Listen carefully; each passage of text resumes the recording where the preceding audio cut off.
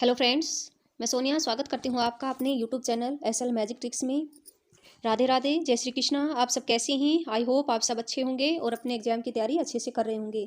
तो फ्रेंड्स, हमने जो सीटेट के लिए सीडीपी शुरू कर रखी है, जिसमें मैंने आपको 2 थ्योरी डिटेल से करवा दी हैं। आज हम जो थर्ड थ्योरी है, जिसे मोरल डेवलपमेंट थ्योरी बोलते हैं, जो कि लॉरेंस कोलबर्ग ने दी है, उसको कवर करेंगे। अगर आपने वो नहीं देखी है, आप चैनल पर विजिट करके देख सकते हैं। मैंने उनको डिटेल में करवाया है और उनसे बाहर कोई क्वेश्चन नहीं जाएगा। और आज हम करेंगे मोरल डेवलपमेंट थ्योरी, जो कि लॉरेंस कोलबर्ग की है। यहाँ से भी सीटेट एग्जाम में हर पेपर में क्वेश्चन आता है। कम से कम 1 या 2 क्वेश्चन तो जरूर आते हैं सीडीपी में इस टॉपिक से। तो अगर आपको ये अच्छे से करनी है तो आप वीडियो को पूरी देखना, और अगर अच्छी लगे तो प्लीज़ लाइक और चैनल को सब्सक्राइब कर देना। तो चलिए शुरू करते हैं। इसमें हम जो इसकी स्टेजेज हैं उनको डिटेल में पढ़ेंगे, और इसकी जो आलोचना हुई है उसको भी देखेंगे, और बाद में फिर कुछ एमसीक्यू करेंगे जो कि प्रीवियस ईयर रहेंगे, जो कि लॉरेंस कोलबर्ग से पूछे गए हैं। तो चलिए शुरू करते हैं। सबसे पहला है लॉरेंस कोलबर्ग का जो मोरल डेवलपमेंट की जो थ्योरी दी है, वो जो साइकोलॉजिस्ट रहेंगे लॉरेंस कोलबर्ग, वो अमेरिका से के एक मनोवैज्ञानिक था। आपको ध्यान रखना है, कई बार इजी क्वेश्चन पूछ लिया जाता है। लॉरेंस कोलबर्ग का संबंध कहाँ से है? अमेरिका से रहेगा, जिन्होंने नैतिकता का सिद्धांत या नैतिक विकास का सिद्धांत दिया है। अब लॉरेंस कोलबर्ग ने ये नैतिक विकास का सिद्धांत, जो जीन प्याजे है जिसने मोरल डेवलपमेंट थ्योरी दी थी, उसने भी मोरल डेवलपमेंट थ्योरी दी है। उसी की जो मोरल डेवलपमेंट थ्योरी दी है उसने, उसी की थ्योरी से प्रभावित होकर इसने अपनी जो मोरल डेवलपमेंट थ्योरी है उसको दिया है। तो उसने उसके सिद्धांत की को थोड़ा सा अच्छे से मॉडिफाई करके उसने अपनी स्टेजेस दी हैं। तो अब एक बार देख लेते हैं। लॉरेंस कोलबर्ग ने 10 से 16 वर्ष के बच्चों से प्राप्त तथ्यों का विश्लेषण करके सिद्धांत प्रतिपादित किया है। और कोलबर्ग के अनुसार जब बालक को नैतिक संघर्षों का सामना करना पड़ता है तो उनकी तार्किकता अधिक महत्वपूर्ण होती है, ना कि उनकी अंतिम निर्णय। तो इसमें जो लॉरेंस कोलबर्ग है उसने जो नैतिक दुविधाएं जो पेश की हैं बच्चों के सामने, 10 से 16 वर्ष के जो बच्चे हैं उनके सामने नैतिक दुविधाएं दी हैं, और उन नैतिक दुविधाओं के आधार पर ही उन्होंने अपनी स्टेजेस दी हैं। कोलबर्ग ने धारणा बनाई है कि बालक अपनी विकास की अवस्थाओं में 3 स्तरों से गुजरकर अपनी नैतिक तार्किकता की योग्यताओं को विकसित कर पाते हैं। तो उसने यही बताया है कि ये 3 स्टेज होते हैं, 3 सत्र होते हैं। स्टेज इसने 6 दी हैं। तो 3 सत्रों से गुजर के जो बच्चा है वो नैतिक तार्किकता की योग्यताओं को विकसित करते हैं। तो सबसे पहले हमने बात की जो लॉरेंस कोलबर्ग ने मतलब कैसे अपनी थ्योरी दी है, और 10 से 16 साल के बच्चों पर इन्होंने क्या किया था, अपना जो नैतिक दुविधाएं पेश की थी उनके सामने, और उन्हीं के आधार पर उन्होंने अपने सिद्धांत दिया था। अब नैतिक जो दुविधाएं पेश की, इसमें सबसे पहले तो हमें यही पता होना चाहिए कि नैतिकता होती क्या है। इसने जो नैतिकता की जो थ्योरी दी है, तो उसमें नैतिकता इसने किसको माना है? अब नैतिकता होती है वह गुण जिसमें हमें सही और गलत की पहचान होती है। बच्चा अपने सामाजिक परिवेश से नैतिकता और अनैतिकता को जानता है।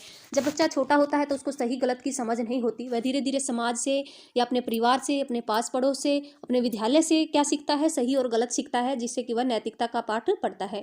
तो यही है जो नैतिकता है, वह हमें सही गलत की पहचान करना ही क्या होता है? नैतिकता होता है। अब एक है मोरल डिलाइमा। तो इसको मोस्ट इंपॉर्टेंट रहेगा, ये कई बार पूछा गया है क्वेश्चन। नैतिक दुविधा होती क्या है? नैतिक दुविधा होती है, जो नैतिकता तो होती है सही गलत के बारे में जानना, लेकिन जो मोरल डिलाइमा होती है वो सही और गलत के बारे में डिसीजन ना ले पाने की स्थिति को ही हम क्या कहते हैं? नैतिक दुविधा कहते हैं। अब नैतिक दुविधा, इसमें सबसे मोस्ट जो इंपॉर्टेंट एग्जाम्पल दिया जाता है, इसमें जो हिंज की जो चोरी की घटना है उसका दिया जाता है। अब हिंज दुविधा क्या है, इससे संबंधित एक स्टोरी है। अगर आपने नहीं पढ़ी है तो आज हम जल्दी जल्दी से कवर कर लेते हैं। इसमें एक व्यक्ति होता है जिसका नाम होता है हेंज।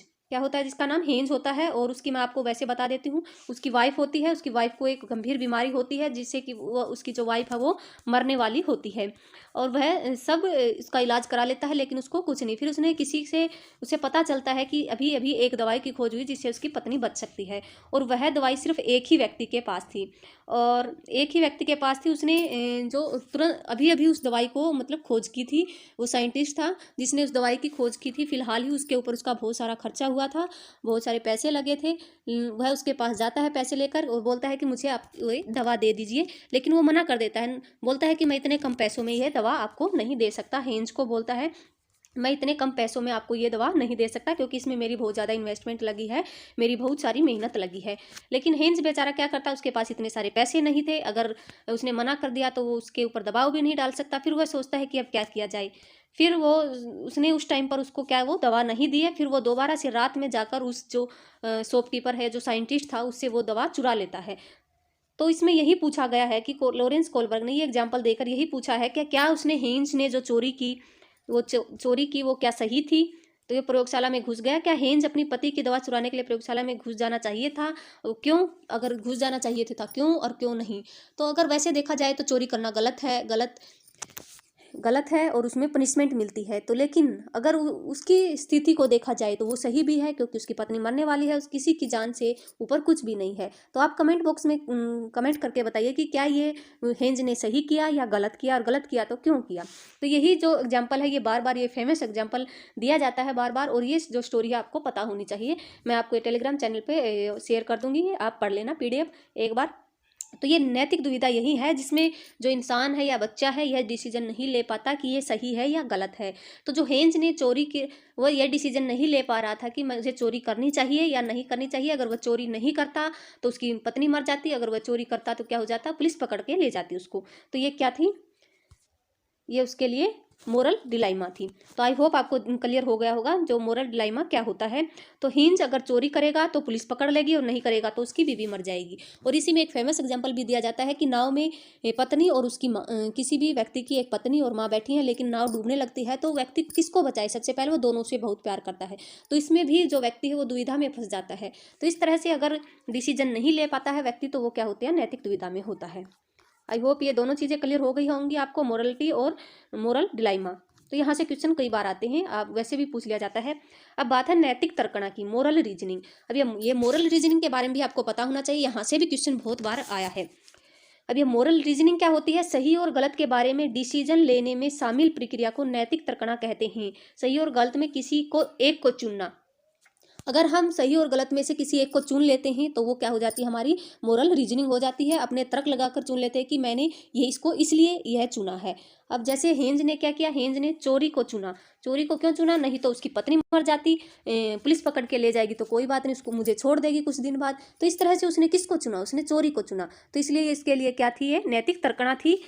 तो सही और गलत के बारे में डिसीजन लेने में शामिल प्रक्रिया को ही हम क्या कहते हैं, नैतिक तर्कणा कहते हैं। और इसमें सही गलत में से हमें एक चीज़ को चुनना होता है। लेकिन मोरल जो डिलाइमा मैंने बताया था उसमें हम सही गलत के कि उसमें दुविधा में फंस जाते हैं कि किसको चुने। लेकिन इसमें हम नैतिक तर्कणा में क्या ले लेते हैं, डिसीजन ले लेते हैं कि मैं यह करूँगा, यह सही रहेगा। तो ये थी जो 3 कंसेप्ट आपको इंपॉर्टेंट थे, ये मैंने आपको बता दिए। अब हम करते हैं जो नैतिक विकास की अवस्थाएं दी हैं लोरेंस कोलबर्ग ने। सबसे पहले आपको पता होनी चाहिए कितनी अवस्थाएं दी हैं और कितनी जो स्तर हैं वो बताए हैं। लोरेंस कोलबर्ग ने नैतिक विकास की कुल 6 अवस्थाओं का वर्णन किया है। इनमें से 2-2 अवस्थाओं को एक साथ रखकर उनके 3 सत्र बनाए हैं। ये 3 सत्र अगर लिखित है नीचे है। तो उसने 3 सत्र दिए हैं, आपको ध्यान रखना चाहिए, कई बार पूछ लिया जाता है। 3 सत्र दिए हैं और तीनों सत्रों की 2-2 स्टेज करके कितनी 6 स्टेजेस दी हैं। तो एक बार आप देख लीजिएगा, ये मैंने सभी को यहाँ पे लिख दिया। सबसे पहला जो स्टेज रहेगा, जो सत्र रहेगा, उसका नाम रहेगा प्री कन्वेंशनल लेवल, और ये प्री कन्वेंशनल लेवल रहेगा। और इसमें 2 स्टेजेस दी हैं। फर्स्ट स्टेज है पनिशमेंट एंड ओबीडियंस ओरिएंटेशन। ये आपको इंग्लिश में ही याद रखनी है, क्योंकि हिंदी में इनके अलग अलग नाम है, आप कंफ्यूज हो जाओगे। मैं आपको सलाह देती हूँ कि आप सभी जो CDP की जो टर्म्स हैं उनको इंग्लिश में याद करें तो बेहतर रहेगा। आप बिल्कुल क्वेश्चन की सही से कर पाओगे। नहीं तो आप हिंदी में याद करोगे तो आप दुविधा में फंस जाओगे। कभी कोई नाम दे देते हैं किसी टर्म का, इंग्लिश में अगर याद होगा तो इंग्लिश में सेम टू सेम नाम याद रहेगा। तो पनिशमेंट और ओबीडियंस ओरिएंटेशन, इसमें जो स्टेज रहती है, इसमें बच्चा ओबे रूल टू अवॉइड पनिशमेंट। इसमें जो बच्चा है वो क्या करता है, आज्ञा का पालन करता है पनिशमेंट से बचने के लिए। दूसरी स्टेज रहेगी नेवी हेरोनिज्म या फिर conforms to get rewards and to have favour returns. इसमें बच्चा क्या करता है, ये जो प्री कन्वेंशनल लेवल की 2 स्टेजेज हैं। तो इसमें बच्चा क्या करता है, इसमें ये टिट फॉर टैट की जो अवस्था होती है, इसमें जैसे को तैसा करता है बच्चा। अगर जैसे बच्चा किसी को पेंसिल, कोई बच्चा किसी की पेंसिल तोड़ देता है तो दूसरा बच्चा भी उसकी पेंसिल तोड़ देता है, तो वो जैसा काम उसने उसके साथ किया तो वो भी वैसा करता है। ये टिट फॉर टैट वाली अवस्था रहेगी। अब दूसरा लेवल रहेगा हमारा कन्वेंशनल लेवल, जिसकी टाइम पीरियड रहेगा 7 to 11 ईयर्स। और इसमें जो 2 स्टेजेज रहेंगी, थर्ड और फोर्थ, जिसमें गुड बॉय गुड गर्ल्स की रहेगी। इसमें क्या डिसअप्रूवल और डिसलाइक बाय अदर्स, इसमें जो काम किया जाता है वो दूसरों के मतलब दूसरों के सामने अच्छा बनने के लिए किया जाता है। और चौथी जो रहेगी कन्फर्म्स टू अवॉइड, इसमें जो बच्चा है वो क्या करता है, इसमें जो कानून है उसका पालन करने के लिए बच्चा क्या करता है, वो काम करता है। नेक्स्ट है कन्फर्म्स टू मेंटेन कम्युनिटीज, और लास्ट है इंडिविजुअल प्रिंसिपल्स। तो इसमें जो लास्ट जो स्टेज रहेगी इसमें बच्चा खुद का निर्णय ले सकता है। इसमें फिफ्थ जो स्टेज रहेगी इसमें क्या करता है बच्चा, कन्फर्म्स टू मेंटेन कम्युनिटी। इसमें समाज के द्वारा जो भी रूल बनाए गए हैं उसमें जो इंडिविजुअल राइट्स होता है उन पर दबाव देता है, उनको मानने पर इस पर जोर दिया जाता है। तो हम इनको डिटेल में पढ़ेंगे तो आपको सभी समझ में आ जाएंगी। ये आपको सिर्फ नाम याद रख लेना है एक बार। इसमें 3 स्टेजेज हैं, 3 स्तर हैं और 6 स्टेजेज हैं। तो अब एक एक कर अब हम इनको डिटेल में देख लेते हैं एक बार। कोलबर्ग के नैतिकता के जो 3 लेवल दिए हुए हैं उनको डिटेल में देखेंगे और हर एक स्टेज को अच्छे से कवर करेंगे। तो फर्स्ट जो लेवल रहेगा उसका प्री कन्वेंशनल लेवल रहेगा। यहाँ पे स्टेज अलग लेवल रहेगा, क्या रहेगा, प्री कन्वेंशनल लेवल रहेगा। और इस स्तर में क्या करेगा, बच्चे में नैतिकता शून्य होती है, यानी बच्चों को सही गलत के बारे में पता नहीं होता है। और इस अवस्था में जो बच्चा मोरल रीजनिंग करता है वो दूसरे लोगों के द्वारा मानकों के अनुसार ही होता है। इसमें जैसे मम्मी, अगर मैं यह काम नहीं करूँगा तो मम्मी डांटेगी, अगर ये काम नहीं करूँगा तो पापा डांटेगा। इस वजह से बच्चा अच्छे कार्य करता है, अच्छे जो नैतिक जो कार्य है वो सीखता है। तो इस पर ये आपको ध्यान रखना है। अब इसमें 2 स्टेजेस दी हुई हैं। फर्स्ट है हमारी पनिशमेंट एंड ओबीडियंस। इसमें बच्चा क्या करता है, पनिशमेंट और सजा से बचने के लिए ही नैतिक कार्य करता है। इसमें बच्चे नैतिकता सजा और आज्ञा पालन पर आधारित होती है कि अगर मैंने यह कार्य नहीं किया तो डांट पड़ेगी या पनिशमेंट मिलेगी मुझे, इसलिए वो कार्य किया जाता है। अब हिंज ने चोरी की तो बच्चों ने सोचा अगर वह चोरी करेगा तो उसे सजा मिलेगी। अब जैसे कोई बच्चा चोरी करना चाहता है तो उसे वो इस डर से नहीं करता है, इस उम्र में बच्चा की उसको दंड मिलेगा। तो इस वजह से इसमें जो नैतिक भावना होती है वो सिर्फ सजा और आज्ञा पालन पनिशमेंट और ओबीडियंस पर आधारित होती है। या फिर रिवार्ड्स पर भी, यहाँ पर भी रिवॉर्ड्स भी लिखा आ सकता है। पुरस्कार पाने के लिए भी वो नैतिक कार्य करता है। अगर किसी बच्चे को जैसे बोला जाता है आप मुझे ये कार्य करके दिखाई, मैं आपको ये दूंगा, तो ये सिर्फ रिवॉर्ड्स पाने के लिए भी ये कार्य किया जाता है। तो दंड एवं आज्ञा पालन इसमें किया जाता है, दंड से बचने के लिए आज्ञा की पालन किया जाता है।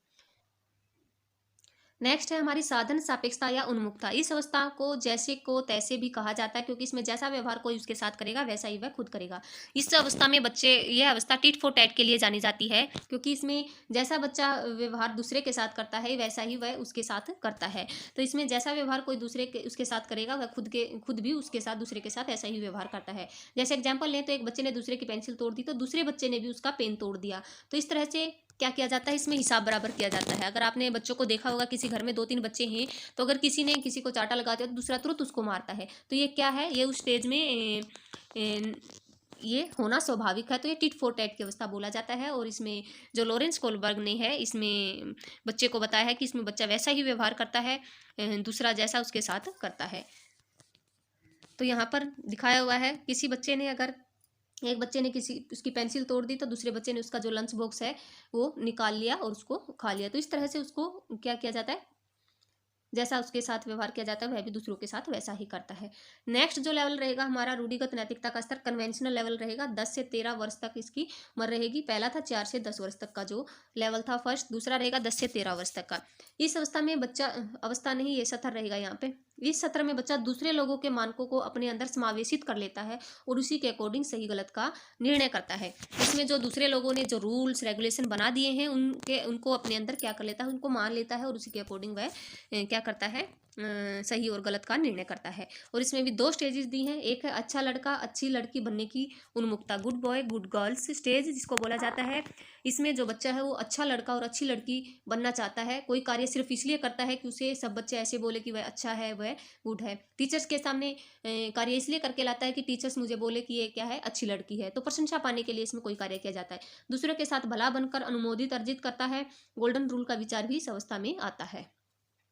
ये जो अवस्था है ये सभी के साथ हुई है बचपन में। सभी जो गुड बॉय गुड गर्ल्स बनना चाहते हैं, आप छोटे थे तो आपने भी ये कार्य किए होंगे। अच्छा बच्चा करने के लिए मैंने बहुत अच्छा कार्य किया है तो मैम मेरी तारीफ करेगी। हम अच्छा अच्छा कार्य किस लिए करते थे, ताकि जो टीचर है वो हमारी प्रशंसा करे। तो इस तरह से ये जो स्टेज है अच्छा लड़का और अच्छा लड़की बनने की उन्मुखता, इसमें बच्चा क्या करना चाहता है, सिर्फ अपनी तारीफ या प्रशंसा पाने के लिए कार्य करता है, अच्छा लड़का बनने के लिए, अच्छी लड़की बनने के लिए। अब नेक्स्ट है कानून व्यवस्था उन्मुखता, लॉ एंड ऑर्डर ओरिएंटेशन। इसमें बच्चा कानून और सामाजिक व्यवस्था को बनाए रखने के लिए, इसमें बच्चा क्या करता है, कानून और सामाजिक व्यवस्था को बनाए रखने की भावना विकसित करता है। क्योंकि उसके पापा का एक्सीडेंट हो गया था रेड लाइट पार करते हुए, इसलिए वह ऐसा नहीं करेगा। तो इसमें जो यहाँ पर समाज ने निर्धारित कर दिया कि अगर रेड लाइट नहीं करो, रेड लाइट हो गई तो हमें उसके जो है गाड़ी रोक देनी है। तो ये क्या है, समाज का रूल है, इसमें समाज के रूल के अकॉर्डिंग बच्चा चलता है। नेक्स्ट है post conventional level. Post conventional level जो 13 वर्ष से ऊपर का जो लेवल होता है वो पोस्ट कन्वेंशनल लेवल होता है। इसमें जो बच्चा है वो खुद डिसीजन लेना सीख जाता है, ना तो समाज के जरिए और ना ही सही और गलत क्या है इसके जरिए। इसमें डिसीजन खुद लिए जाते हैं। इसमें ना तो समाज का दबाव होता है कि क्या सही है और क्या गलत है, इसमें वो खुद का निर्णय लेता है, चाहे वो सही हो चाहे गलत हो। इसकी भी 2 स्टेजेज हैं। पहली है सोशल कॉन्ट्रैक्ट ओरिएंटेशन। फर्स्ट कौन से, सोशल कॉन्ट्रैक्ट ओरिएंटेशन। इसमें किशोर यह मानते हैं कि नियम भले लोगों के लिए भले के लिए हैं। अगर किसी नियम से किसी का नुकसान होता है तो ऐसे नियम को तोड़ देना चाहिए। अगर रेड लाइट तोड़कर उसके पापा की जान बच सकती है तो उसे तोड़ दो। तो यहाँ पर इसका उल्टा एग्जाम्पल दिया हुआ है कि अगर रेड लाइट तोड़ने से किसी की जान बचती है तो हमें तोड़ देनी चाहिए। तो ये क्या है, ये बताया कि जो रूल है वो लोगों ने बनाए हैं और लोगों के भले के लिए बनाए हैं। अगर किसी को बहुत ज़्यादा नुकसान हो रहा है इस रूल से तो उस रूल को हम तोड़ सकते हैं। तो ये जो सोशल ओरिएंटेशन जो स्टेज है इसमें ये बताया गया है। अब नेक्स्ट है सार्वभौमिक नैतिक सिद्धांत उन्मुखता। इसमें क्या करता है, इसमें बच्चा अपने रूल खुद बनाता है। इसमें किशोर दूसरों के विचारों से नहीं बल्कि अपने खुद के मानकों के अनुसार व्यवहार करता है। इसमें किशोर दूसरों के फायदों के लिए अपनी जान पर भी खेल जाते हैं। इसमें हम हमारे जो फ्रीडम फाइटर उनके एग्जाम्पल ले सकते हैं, जैसे भगत सिंह है या फिर जिन्होंने भी देश के लिए कार्य किया है। वो अगर वो भी यही सोचते कि उनके परिवार ने भी उनके ऊपर दबाव दिया होगा, तुम ऐसा कार्य मत करो, तुम्हारी जान का खतरा है, जोखिम है, तो लेकिन उन्होंने वही किया जो उनके क्या था, दिल में था या फिर उन्होंने सही लगा। तो वो क्या रहेगा, वो रहेगा हमारा universal ethical principle orientation stage का एग्जाम्पल रहेगा। आई होप ये चीज़ें आपको क्लियर हो गई होंगी। ये थी हमारी लॉरेंस कोलबर्ग की थ्योरी। अगर आपको पसंद आई हो तो लाइक करें। अब इसमें जो आलोचना भी हुई है इसमें कोलबर्ग के सिद्धांत की, अब आलोचना में सबसे जब मोस्ट इंपॉर्टेंट पूछा जाता है कि इसकी आलोचना किसने की है। सिद्धांत की आलोचना की है कैरोल गिलिगन ने की थी और उन्होंने क्या तर्क दिया था कि कोलबर्ग ने अपने एक्सपेरिमेंट में महिलाओं को कम प्राथमिकता दी थी। तो इसमें जो सबसे ज़्यादा जो आलोचना इसकी इसीलिए हुई है, इस जो सिद्धांत है कि इसमें जेंडर बायस का जो निहित है, इसमें महिलाओं पर कम प्राथमिकता दी गई है। और क्या तर्क दिया, उन्होंने तर्क दिया है कि पुरुषों की नैतिकता का आधार न्याय जस्टिस है जबकि स्त्रियों की नैतिकता का आधार देखभाल है। तो इसमें जो तर्क दिए गए हैं वो यही है कि जो इसमें पुरुषों की नैतिकता का अधिकार जस्टिस के तौर पर लिया गया है, लेकिन जो स्त्रियों की नैतिकता का आधार सिर्फ देखभाल के तौर पर है। मेल और फीमेल की मोरल रीजनिंग में कल्चर्स के डिफरेंस को इंपोर्टेंस नहीं दी गई है। इसमें जो मोरल रीजनिंग है, नैतिक तर्कना है, उसमें जो कल्चर्स है उसके इंपोर्टेंस को क्या नहीं, उसकी इंपोर्टेंस नहीं दी गई। जैसे कि अगर कोई बच्चा गलत कार्य करता है तो उसकी कल्चर्स को नहीं देखा गया है, लेकिन जो कल्चर्स है उसका मेन और रोल रहता है क्या करने में, मोरल जो नैतिक तर्कना होती है उसको करने में। तो इसमें कल्चर्स जो डिफरेंस है उसको भी ध्यान में नहीं रखा गया है। तो ये 3 तर्क इसके सिद्धांत की आलोचना में दिए गए हैं। ये भी आपको ध्यान रखने हैं। आप कुछ करते हैं MCQ इससे रिलेटेड जो कि प्रीवियस ईयर है। फर्स्ट क्वेश्चन रहेगा कि लॉरेंस कोलबर्ग के अनुसार नैतिक विकास के अच्छा लड़का अच्छी लड़की चरण में व्यक्तियों की क्या विशेषता होती है।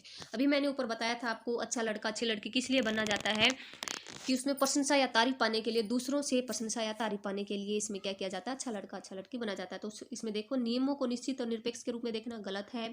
दूसरों के द्वारा सम्मान प्राप्त करने की चाह वह करने की कोशिश करना जो दूसरों को खुश करे, बिल्कुल ये हो सकता है। आगे देखें, यह महसूस करना कि खुद के लिए कानून और नियमों को बनाए रखना उनका कर्तव्य है। ये नियम और कानून की बात अच्छा लड़का अच्छी लड़की स्टेज में की ही नहीं गई है।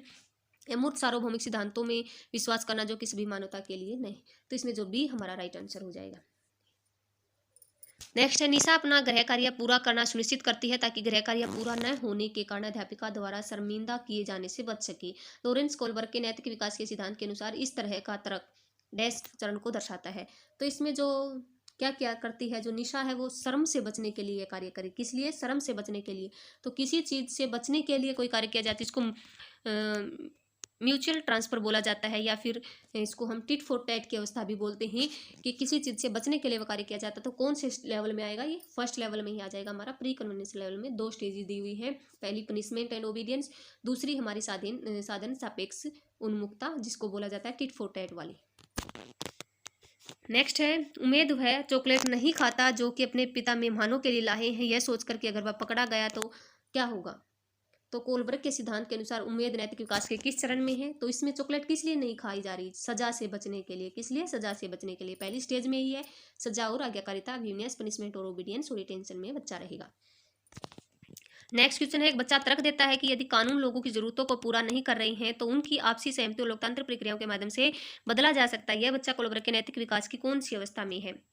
अब यहाँ पर बच्चा क्या कर रहा है कि कानून हम बदल सकते हैं, अगर क्या नहीं कर रहा है, लोगों की ज़रूरतों को पूरा नहीं कर रहा है। तो इसमें कौन सी स्टेज में रहेगा? कानून को बदलने की बात ना तो पहले लेवल में है ना दूसरे लेवल में। दूसरे लेवल में हम कानून को बदल नहीं सकते, दो स्टेज दी हुई है, हमें कानून को मानना है दूसरे लेवल में। तीसरे लेवल में कानून बदला जा सकता है, तो कौन सा रहेगा? Post conventional morality. और जो हेट्रोनोमस और जो ऑटोमेनस जो मोरलिटी है, ये जो अवस्थाएं रहेंगी पियाजे की रहेंगी, आपको ध्यान रखनी चाहिए। इसमें जो बच्चा है दूसरों के द्वारा जो सिखाया जाता है, दूसरों के अकॉर्डिंग इसमें बच्चा व्यवहार करता है। और ऑटोनोमस मोरलिटी में बच्चे की खुद के नैतिक तर्क होते हैं, इसमें बच्चा खुद से अपने डिसीजन लेने लगता है। तो ये दोनों जो स्टेजेस दी हैं पियाजे की मोरल डेवलपमेंट की स्टेजेस रहेंगी, ये दो ही दी हैं उन्होंने। नेक्स्ट है, लॉरेंस कोलबर्ग ने नैतिक विकास के सिद्धांत के किस चरण पर बच्चों के नैतिक तर्क दंड से बचने हेतु आज्ञाकारी होने पर आधारित है? तो ये बिल्कुल ईजी हो गया। दंड से बचने के लिए फर्स्ट स्टेज रहेगी और प्री कन्वेंशनल लेवल रहेगा। फर्स्ट ए हमारा आंसर हो जाएगा। तो नेक्स्ट है, लॉरेंस कोलबर्ग ने अपने सिद्धांत में नैतिक विकास के कितने चरण प्रतिपादित किए हैं? तो यहाँ पे चरण पूछा हुआ है, हाउ मैनी स्टेजेस, तो कितनी दी हुई है? 6 स्टेजेस दी हुई है। अगर लेवल पूछता तो कितने आ जाते? 3 आ जाते। कोलबर्ग के नैतिक विकास के किस चरण में व्यक्तियों का मानना है कि सामाजिक व्यवस्था को बनाए रखने के लिए निश्चित नियमों का पालन करना चाहिए? यहाँ पे निश्चित नियमों के पालन की बात की गई है, पालन बदलने की बात नहीं की। बदलते हैं हम पोस्ट कन्वेंशनल लेवल में, लेकिन यहाँ पर सिर्फ पालन की बात की गई है। तो ये किस में आएगी? लॉ एंड ऑर्डर ओरिएंटेशन में। ऑप्शन नंबर 3 सही हो जाएगा हमारा।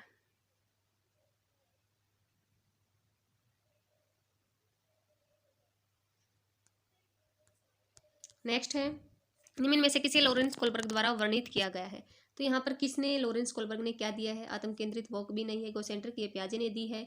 आंतरिक वॉक भी की बात भी नहीं की इन्होंने, ये भी वाइगोत्स्की ने दिया। तो इसका जो राइट आंसर हो जाएगा हमारा ए, सामाजिक अनुबंधन अभिनय, जिसको सोशल कॉन्ट्रैक्ट ओरिएंटेशन, ये स्टेज रहेगी लॉरेंस कोलबर्ग की। जो लेवल दिए हैं उन्होंने उनकी। अनु का तर्क है कि केवल समाज ही तय कर सकता है कि क्या सही है और व्यक्तिगत रूप नहीं। तो यहाँ पर कोई व्यक्ति खुद से यह तय नहीं कर सकता क्या सही है क्या गलत, केवल समाज तय कर सकता है। तो लॉरेंस कोलबर्ग ने नैतिक विकास सिद्धांत के अनुसार यह उदाहरण किस चरण को दर्शाता है? तो किस चरण को दर्शाएगा ये? अच्छा लड़की, ये तो बिल्कुल नहीं है, फर्स्ट लेवल में आ जाएंगे दोनों स्टेजेज। सेकंड स्टेज जो रहेगी हमारे, जो सेकंड लेवल रहेगा, जिसके अधिकारिता एवं सामाजिक क्रम व्यवस्था अभिन्यास, authority and social order maintaining orientation, इसमें ये जो स्टेजेस आ जाएगी जिसमें जो कानून है वो समाज के द्वारा निर्धारित किए जाते हैं और उनको मानना ही पड़ता है। इसमें व्यक्ति इंडिविजुअल कुछ भी चेंज नहीं कर सकते। लेकिन जो पोस्ट कन्वेंशनल लेवल में बताया गया है कि हम अगर रूल लोगों की ज़रूरतों को पूरा नहीं कर रहे हैं तो उनको चेंज किया जा सकता है। नेक्स्ट, निम्नलिखित में से कौन सा सिद्धांत सीखने की प्रक्रिया में चर्चा और वाद विवाद को बहुत महत्व देता है? कौन सा सिद्धांत चर्चा और वाद विवाद को बहुत महत्व देता है? अब ये इस क्वेश्चन में बच्चे फंस सकते हैं बहुत ज़्यादा। वैसे देखा जाए तो इसमें दोनों स्टेजेज, दोनों जो लेवल है यहाँ पे दिया है लॉरेंस कोलबर्ग का भी और जो लेव वाइकोत्स्की ने दिया सामाजिक सांस्कृतिक सिद्धांत, दोनों में ही वाद विवाद की बात है और सीखने की प्रक्रिया में चर्चा और वाद विवाद को इसमें महत्व दिया गया है। लेकिन यहाँ पर मोरल कहीं पर भी नहीं लिखा हुआ है। अगर मोरल नहीं लिखा गया हो तो आप लेव वाइकोत्स्की के साथ जाएंगे, और अगर मोरल की बात की गई है तो आप किसके साथ जाएंगे? लॉरेंस कोलबर्ग के साथ जाएंगे। तो इसमें जो राइट आंसर नॉर्मल पूछा गया है तो यहाँ पर हमारा राइट आंसर लेव वाइकोत्स्की का सामाजिक सांस्कृतिक सिद्धांत हो जाएगा। इसमें वाद विवाद को बहुत ज़्यादा महत्व दिया गया है और सीखने की प्रक्रिया में। नेक्स्ट है, लॉरेंस कोलबर्ग ने बच्चों एवं वयस्कों में नैतिक तर्क का मूल्यांकन के लिए किसका उपयोग किया है? तो लॉरेंस कोलबर्ग ने वयस्कों और बच्चों में नैतिक तर्क से बचने के लिए, जो मैंने ऊपर बताया था आपको, जो मोरल डिलाइमा है उनका प्रयोग किया था, नैतिक दुविधाओं का प्रयोग किया था। तो इन नैतिक दुविधाओं को हम क्या बोल सकते हैं? हाइपोथेटिकल सिचुएशन भी बोला जा सकता है, जिसे परिकल्पित स्थितियां भी बोला जा सकता है। तो इन सब का प्रयोग उसने नहीं किया था। तो ये थे हमारे कुछ क्वेश्चन, ये सभी प्रीवियस ईयर क्वेश्चन थे जो कि पूछे गए हैं। आप देख सकते हैं ऐसे ऐसे क्वेश्चन पूछे जा रहे हैं। अगर आपकी थ्योरी अच्छे से क्लियर है तो आप बिल्कुल इजीली जो क्वेश्चन है उसको निकाल सकते हैं। तो थैंक यू सो मच, मिलते हैं नेक्स्ट।